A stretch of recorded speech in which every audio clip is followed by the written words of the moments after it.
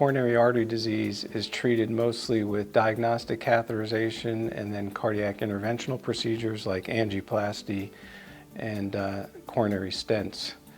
Valvular heart disease, specifically aortic stenosis, is now also treated with catheter-based therapies, specifically transcatheter aortic valve replacement, where we could actually replace a valve without open heart surgery. The advantage of transcatheter aortic valve replacement is, as a catheter-based treatment, most of our patients, different from open heart surgery, would go home the following day.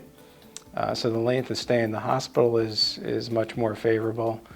And the studies that compare transcatheter aortic valve replacement to aortic valve replacement with surgery have shown a benefit in transcatheter aortic valve replacements over surgery in certain subsets of patients.